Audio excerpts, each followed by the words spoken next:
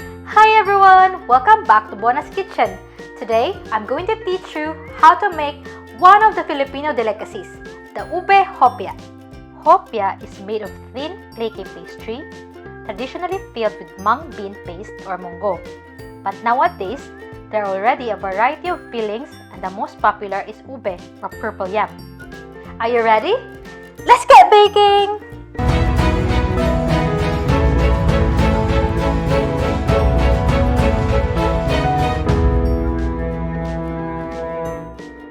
For the dough one, we will need 2 cups of plain flour, half cup of water, half cup of vegetable oil, and 1/4 teaspoon of salt.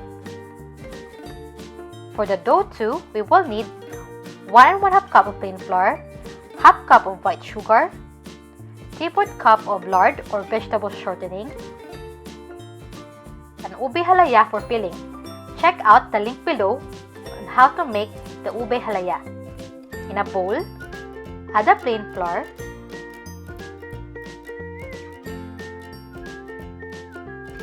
salt, water, and vegetable oil, and mix them together.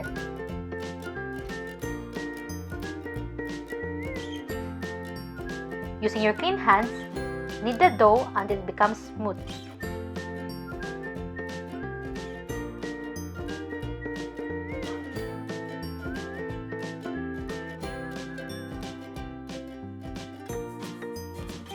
After kneading, set this aside.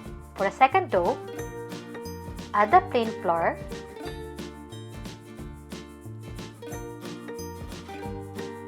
sugar,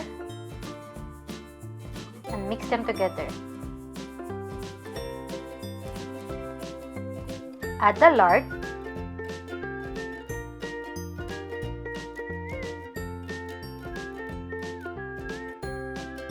and using a pastry blender, cut the lard into the flour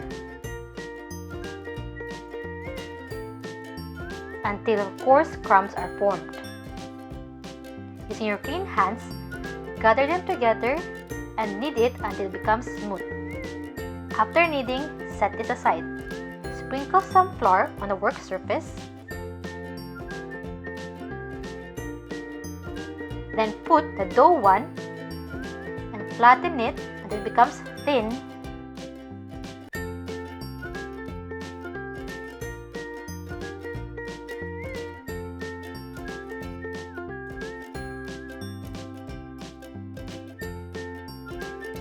Put the second dough in the center and flatten it on top of the dough one.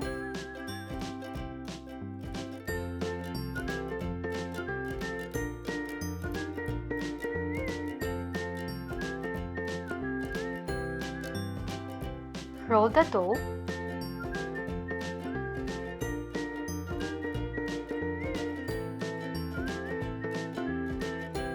And form it into a log.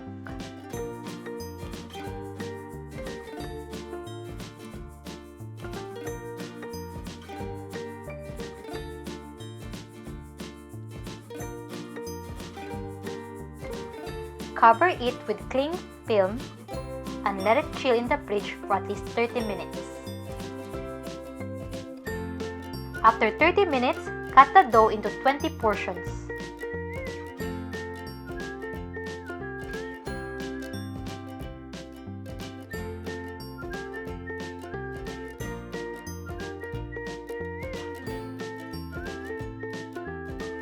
Flatten each portion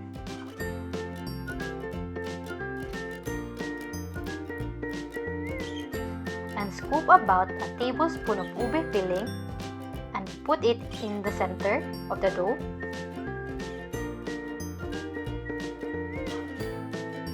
Gather the sides to seal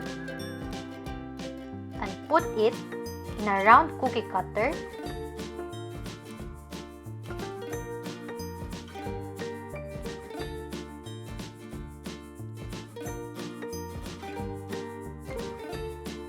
Flatten the top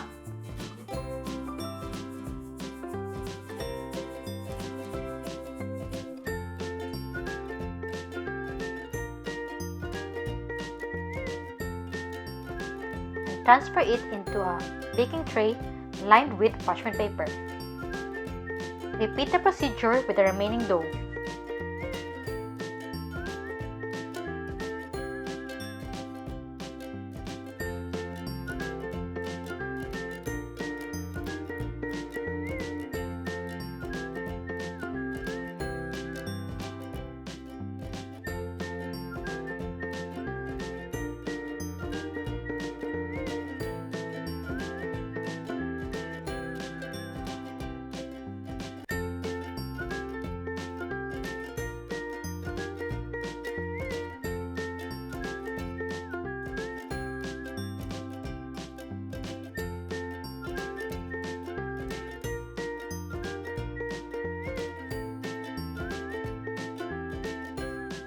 Before baking, brush the top with egg wash.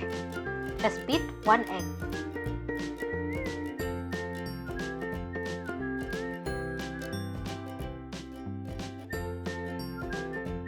Then, bake this in a preheated oven of 180 degrees Celsius for about 15 to 20 minutes or until the top is golden brown. And here's a finished product!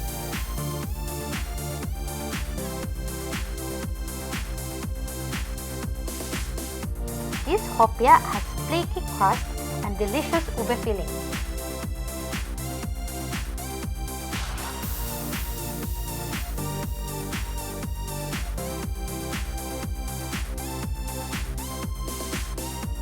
And this is what it looks like inside.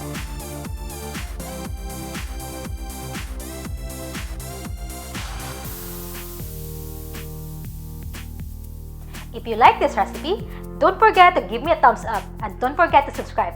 Thank you for watching and see you in the next video. Bye!